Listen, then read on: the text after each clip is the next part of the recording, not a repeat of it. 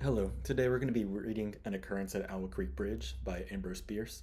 So, this is a really old story. It was written in 1890, about 25 ish years after the US Civil War, and that's when the events take place. It's really one of the most famous American short stories, mostly because of how much descriptive imagery it uses or how much it paints a scene for where the story's taking place, what's happening in the story. So, in US literature classes, English classes, it's always covered as far as how people should write their stories or how people should try and write their stories. Since it's so old and there's a lot of vocabulary that isn't used as much anymore, and there's also just more advanced, difficult vocabulary in general. So in some of those, I put the definitions off to the side. Um, but don't feel bad if there's a ton of words you don't understand. There's a ton of words that just aren't used anymore, and it's very old vocabulary. It's very advanced for a typical English short story. Just for some more backstory on this, so the story is about a Southern farmer during the Civil War. You'll hear the phrases of Federal and Confederate. So Federal is the Northern Army. Uh, this person is a Southern planer, so the Northern Army was coming into the South at the time. And just trying to give some background on before we start on what you're going to hear. So just getting started. A man stood upon a railroad bridge in northern Alabama, looking down into the swift water 20 feet below. The man's hands were behind his back, the wrist bound with a cord. A rope closely encircled his neck. It was attached to a stout cross timber above his head, and the slack fell to the level of his knees. Some loose boards laid upon the sleepers supporting the metals of the railway supplied a footing for him and his executioners. Two private soldiers of the Federal Army, the Northern Army, directed by a sergeant who in civil life may have been a deputy sheriff. At a short remove upon the same temporary platform was an officer in the uniform of his rank, armed. He was a captain. A sentinel at each end of the bridge stood with his rifle in the position known as support. That is to say, vertical in front of the left shoulder, the hammer resting on the forearm thrown straight across the chest. A formal and unnatural position, enforcing an erect carriage of the body. It did not appear to be the duty of these two men to know what was occurring at the center of the bridge. They merely blockaded the two ends of the foot planking that traversed it. Beyond one of the sentinels, nobody was in sight. The railroad ran straight away into a forest for 100 yards, then curving, was lost to view.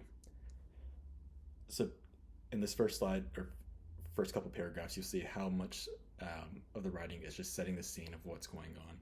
So, just brief summary, it's just describing a man with a rope around his neck on a railroad bridge guarded by some soldiers and military. The man who was engaged in being hanged was apparently about 35 years of age. He was a civilian, if one might judge from his habit, which was that of a planter. His features were good, a straight nose, firm mouth, broad forehead, from which his long dark hair was combed straight back, falling behind his ears to the collar of his well-fitting frock coat. He wore a mustache and pointed beard, but no whiskers. His eyes were large and dark gray, and had a kindly expression, which one would hardly have expected in one whose neck was in the hemp. Evidently this was no vulgar assassin. The liberal military code made provisions for hanging many kinds of persons, and gentlemen are not to be excluded. The preparations being complete, the two private soldiers stepped aside, and each drew away the plank upon which he had been standing. The sergeant turned to the captain and saluted, and placed himself immediately behind that officer, who in turn moved apart one pace. The movements left the condemned man and sergeant standing on the two ends of the same plank, which spanned three of the cross ties of the bridge. The end upon which the civilian stood, almost but not quite, reached a fourth. This plank had been held in place by the weight of the captain. It was now held by that of the sergeant. At a signal from the former, the latter would step aside, the plank would tilt, and the condemned man would go between the two ties. The arrangement condemned itself to his judgment as simple and effective. His face had not been covered, nor his eyes bandaged. He looked at a moment at his unsteadfast footing, then let his gaze wander to the swirling water of the stream racing madly beneath his feet. A piece of dancing driftwood caused attention, and his eyes followed it down the current. How slowly it appeared to move! What a sluggish stream! He closed his eyes in order to fix his last thoughts upon his wife and children. The water touched to gold by the early sun, the brooding mist under the banks at some distance down the stream, the fort, the soldiers, the piece of drift, all that distracted him, and now he became conscious of a new disturbance. Striking through the thought of his dear ones was a sound which he could neither ignore nor understand, a sharp, distinct, metallic percussion like the stroke of a blacksmith's hammer upon the anvil. It had the same ringing quality. He wondered what it was, and whether immeasurably distant or nearby. It seemed both. Its recurrence was regular, but as slow as the tolling death of a death knell. He awaited each stroke with impatience, and he knew not why apprehension. The intervals of silence grew progressively longer, the delays becoming maddening. With the greater infrequency, the sounds increased in strength and sharpness. They hurt his ears like the thrust of a knife. He feared he would shriek. What he heard was the ticking of his watch. He unclosed his eyes and saw again the water below him. If I could free my hands, he thought, I might throw off the noose and spring into the stream. By diving, I could evade the bullets, swimming vigorously, reaching the bank, take to the woods, get away home. My home, thank God, is yet outside their lines. My wife and little ones are still beyond the invaders' farthest advance. As these thoughts, which have here to be set down in words, were flashed into the doomed man's brain, rather than evolved from it, the captain nodded to the sergeant. The sergeant stepped aside. So, that's entire first part is setting the scene for the man on the bridge. He's going to be hung, let drop from the bridge with the rope around his neck. And when it's talking about the sergeant stepping aside and having one foot on the plank, so the way it works was the man's balancing on the edge of the bridge. When the soldier moves aside, he's going to fall through. The board's going to tilt over. This next part, it goes into describing some of the backstory and how we got to this position. Peyton Farquhar was a well-to-do planter of an old and highly respected Alabama family. Being a slave owner, and like other slave owners, a politician, he was naturally an original secessionist and ardently devoted to the Southern cause. Circumstances of an imperious nature, which it is unnecessary to relate here, had prevented him from taking service with the gallant army that had fought the disastrous campaigns ending with the fall of Corinth, and he chafed under the inglorious restraint, longing for the release of his energies. The larger life of the soldier, the opportunity for distinction, that opportunity, he felt, would come, as it comes to all in wartime. Meanwhile, he did what he could. No service was too humble for him to perform in the aid of the South, no adventure too perilous for him to undertake if consistent with the character of a civilian who was at heart a soldier, and who in good faith and without too much qualification assented to at least a part of the frankly villainous dictum that all is fair in love and war. One evening, Farquhar and his wife were sitting on a rustic bench near the entrance to his grounds. A gray-clad soldier rode up to the gate and asked for a drink of water. Miss Farquhar was only too happy to serve him with her own white hands. While she was fetching the water, her husband approached the dusty horseman and inquired eagerly for the news from the front. The Yanks are repairing the railroad, said the man, and are getting ready for another advance. They have reached Owl Creek Bridge, put in an order, and built a stockade on the north bank. The commandant has issued an order, which is posted everywhere, declaring that any civilian caught interfering with the railroad, its bridges, tunnels, or trains, will be summarily hanged. I saw the order. So a little more background on U.S. history here. So the gray-clad soldier, gray was the color of the uniforms for the Southern Army. So these Farquhar and his wife were sitting. They see a Southern soldier come up, and they serve him themselves. So when it says her own white hands, that means that they were really happy to see him. At the time, it described earlier, they were well-to-do and they were slave owners. So usually they would have slaves serve guests or themselves. So Miss Farquhar was happy to serve him herself. And talking about the bridge, it gave a little bit of foreshadowing on how they came about to the bridge. So the soldier was describing where the bridge was, what was going on, and obviously we know from the first part, the man is being hanged on the bridge. How far is it to the Owl Creek Bridge? Farquhar asked. About 30 miles. Is there no force on this side of the creek? Only a picket post half a mile out on the railroad, and a single sentinel at this end of the bridge.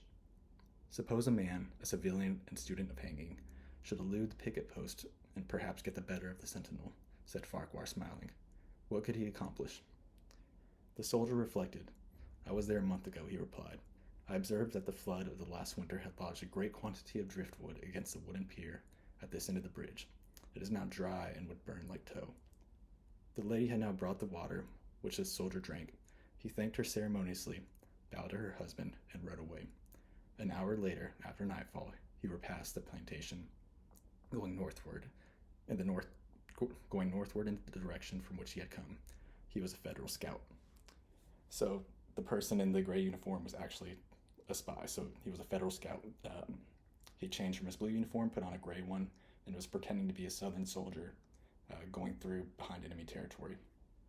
So he basically tricked Farquhar, saying the bridge was vulnerable, and set him up for a trap. So that's how we got to the bridge, and we'll see the rest of the story going next. Sorry if the recording jumped around there for a second. I was taking a quick break. Now in the story, we're getting back to the main meat of the story, where things were really happening in this later end. But we now know, set the scene on the bridge. We know how we got to the bridge. It was set up as a trap from the Northern Army.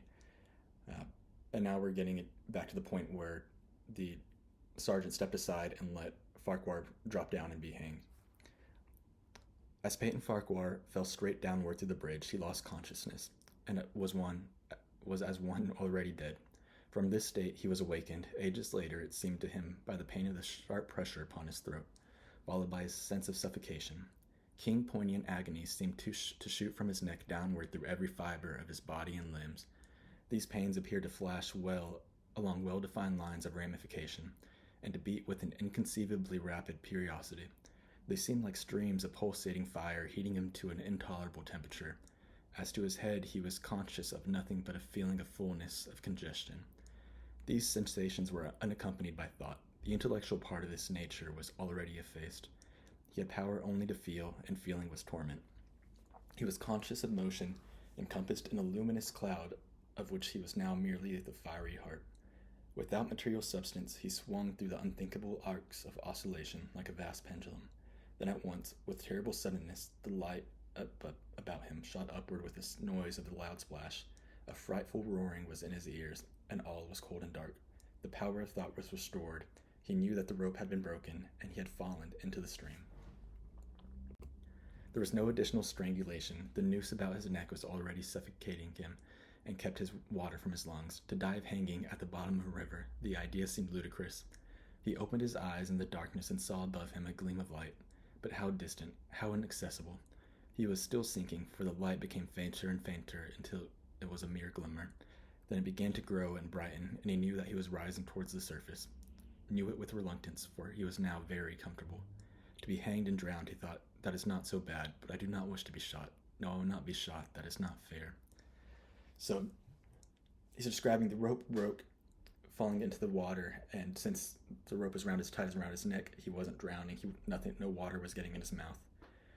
And then at the end, it describes he didn't like the thought of dying underwater, but then the thought of being shot by the soldiers above the water sounded even worse.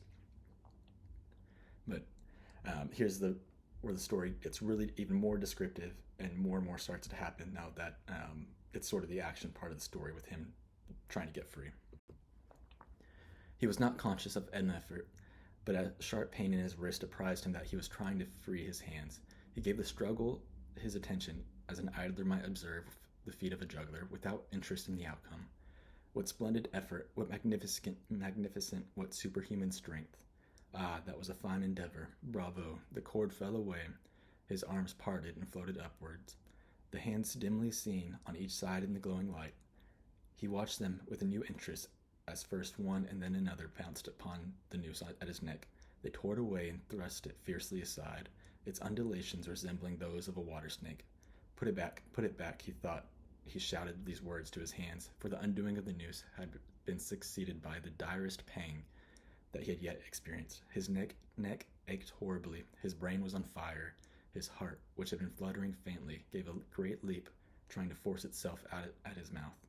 His whole body was racked and wrenched with an insupportable anguish, but his disobedient hands gave no heed to the command. They beat the water vigorously with quick downward strokes, forcing him to the surface.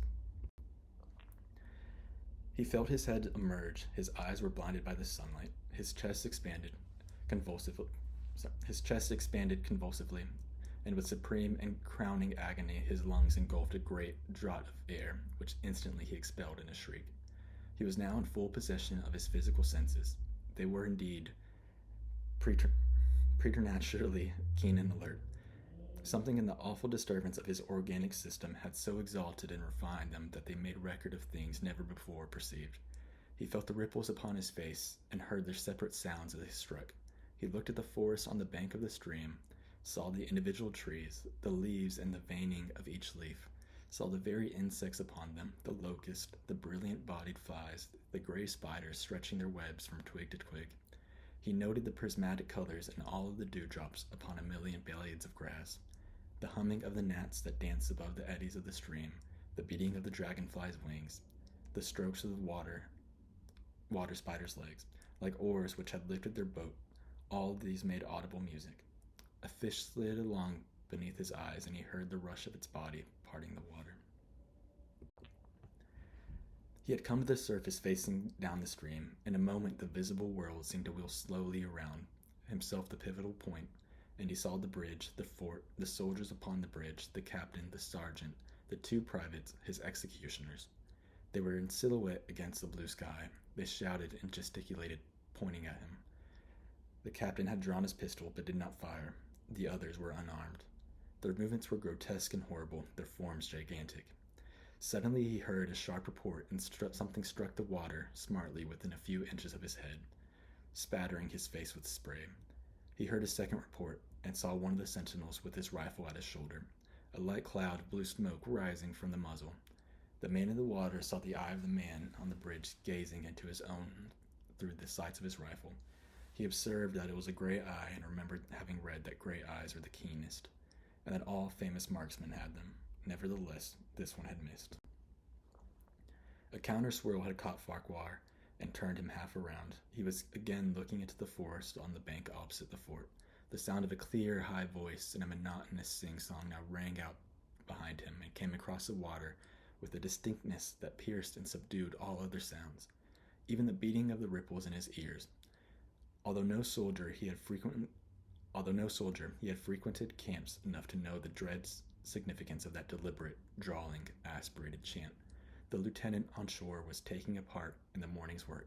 How coldly and pitilessly, with an uneven and calm intonation, presaging and enforcing tranquility in the men, with at accurately measured intervals fell those cruel words. Attention, company. Shoulder, arms, ready, aim, fire. Farquhar dived deeply as he could. The water roared in his ears like the voice of Niagara. Yet he heard the dulled thunder of the volley, and rising again toward the surface met shining bits of metal, singularly flattened, oscillating slowly downward. Some of them touched him on the face and hands, then fell away, continuing their descent. One lodged between his collar and neck. It was uncomfortable and warm, and he snatched it out. As he rose to the surface, gasping for breath, he saw that he had been a long time underwater. He was perceptibly further down the stream, nearer to safety. The soldiers had almost finished reloading. The metal ramrods flashed all at once in the sunshine. They were drawn from the barrels, turned in the air, and thrust into their sockets. The two sentinels fired again, independently and ineffectually. The hunted man saw all this over his soldier. He was now swimming vigorously with the current. His brain was as energetic as his arms and legs. He thought with the rapidity of lightning. The officer, he reasoned, will not make the marionette's error get a second time. It is as easy to dodge a volley as a single shot. He was probably already given the command to fire at will. God help me, I cannot dodge them all. An appalling splash within 2 yards of him was followed by a loud rushing sound, diminuendo, which seemed to travel back through the air to the fort and died in an explosion which stirred the very river to its deeps. A rising sheet of water curved over him, fell down upon him, blinded him, strangled him. The cannon had taken a hand in the game. As he shook his head free from the commotion of the smitten water, he heard the deflected shot humming through the air ahead, and in an instant it was a cracking and smashing the branches in the forest beyond. They will not do that again, he thought.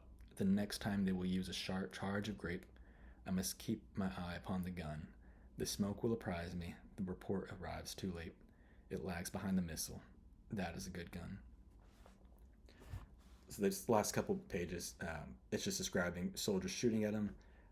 The guards on the bridge, they weren't really armed, but there was a patrol walking by that was, and then they were firing the cannons as well. At the end, when it says the smoke will apprise me, and then he changes his mind and says the report arrives too late. The smoke will be late. The cannon shot actually gets there first, so it doesn't give him that warning. Like he has warning from the guns. Suddenly he felt himself whirled round and round, spinning like a top.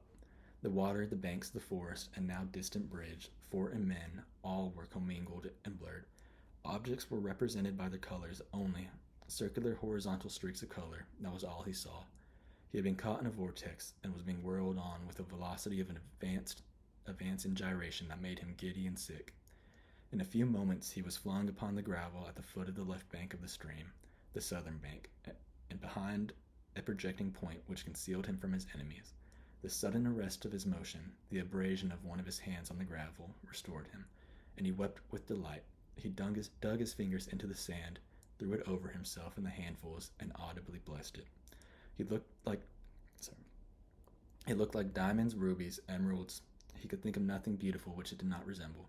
The trees upon the bank were giant garden plants. He noted a definite order in their arrangement, inhaled the fragrance of their blooms.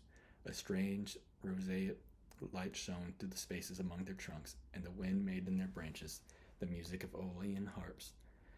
He had no wish to perfect his escape. He was content to remain in that enchanting spot until retaken.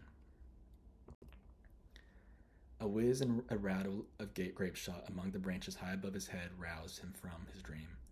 The baffled cannoneer had fired him a random farewell. He sprang to his feet, rushed upon the sloping bank, and plunged into the forest.